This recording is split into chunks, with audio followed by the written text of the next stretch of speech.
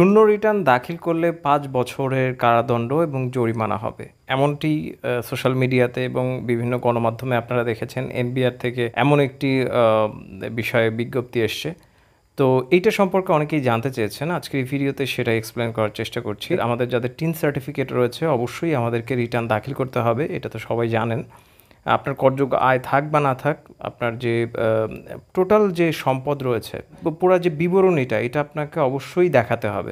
আপনি কোনো না কোনোভাবে চলছেন, সেইটা আপনাকে দেখাতে হবে। কিভাবে কি সমস্ত সম্পত্তি, কোনো কিছু গোপন করা যাবে না। আপনার যদি ইয়া থাকে, মানে কৃষি জমি থাকে, অকৃষি জমি থাকে, হ্যাঁ, এগ্রিকালচারাল প্রপার্টি, নন এগ্রিকালচারাল প্রপার্টি, তারপর ডিপিএস, টিপিএস, এই যে বিষয়গুলো, মানে আর্থিক যে সমস্ত বিষয়গুলো, সম্পদের যে সমস্ত বিবরণী, সমস্ত কিছু আপনাকে উল্লেখ করতে হবে।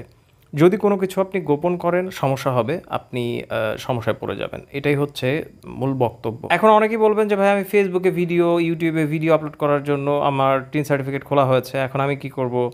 আমি মানে কিউরিসিটি থেকে টিন সার্টিফিকেট খুলেছিলাম, আমি তো একজন স্টুডেন্ট অথবা আমি বেকার, আমি কিভাবে কি করব? আপনাকে পুরো বিবরণীটা সেখানে দিতে হবে। অনলাইনে অবশ্যই আপনাকে সাবমিট করতে হবে এবং অবশ্যই আপনার পুরো যে বিবরণীটা সেইটা আপনাকে দিতে হবে। কোনো কিছু গোপন করা যাবে না।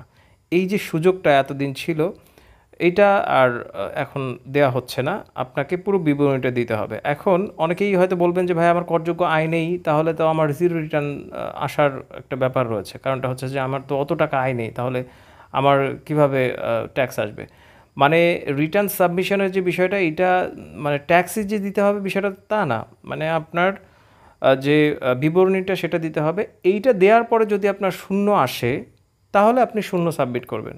হ্যাঁ, যদি শূন্য আসে, আপনার যদি করযোগ্য আয় ওইটা ক্রস যদি না করে, তাহলে আপনার অবশ্যই শূন্য আসবে। আপনি শূন্য দিন। মানে আপনার এমন না যে শূন্য দেয়া যাবে না। শূন্য দিলেই আপনার ৫ বছর কারাদণ্ড হবে, বিষয়টা তা না। অথবা আপনার জরিমানা হবে, বিষয়টা তা না। আপনার অথেন্টিক যে ইনফরমেশান সেটা দিয়ে আপনি সাবমিট করুন। তারপরে যদি শূন্য আসে, সেটা শূন্য রিটার্ন। মানে মানে এই যে অনলাইনে বিভিন্ন জায়গায় ঘুরে বেড়াচ্ছে যে মানে এটা তো শূন্য রিটার্ন দাখিল, যদি এরকমটা হয় যে আপনার কোনো কিছু সেরকমটা নেই, শূন্য রিটার্ন আসছে, তাহলে অনলাইনে যে সমস্ত ভিডিওগুলো রয়েছে শূন্য return submission, zero return submission, সেটা দেখে দেখে আপনি একটা আইডিয়া নিয়ে আপনি এটা করতে পারেন। কিন্তু এই যে শূন্য রিটার্ন দাখিল করতে হবে, সমস্ত ইনফরমেশন গোপন করে দিয়ে শূন্য রিটার্ন আপনি দাখিল করলেন, এই বিষয়টাকে আসলে এনবিআর থেকে এই নিষেধাজ্ঞা, মানে নিষেধাজ্ঞাই ধরে নিতে পারি আমরা, যে এই যে বিষয়গুলো, মিস ইনফরমেশন, ভুল ইনফরমেশন, এই জিনিসগুলো দিয়ে যে রিটার্ন সাবমিশনের যে বিষয়টা, এটাকে চরম ভাবে নিষেধ করা হয়েছে। আপনারা অবশ্যই সঠিক তথ্য দিয়ে আপনার রিটার্নটাকে সাবমিট করুন। আপনারটা যদি ক্রস করে যায়, তাহলে আপনি সেভাবেই দিন।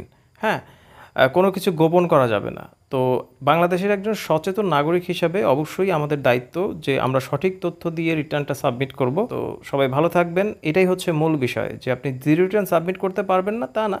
আপনার তথ্যগুলোকে সঠিক দিন। যদি শূন্য আসে, তাহলে আপনি শূন্য রিটার্নটা সাবমিট করুন। যদি ট্যাক্স আসে, তাহলে আপনার পুরো যে বিবরণীটা, পুরো যে সব কিছু ইনফরমেশন, সমস্ত কিছু দিন।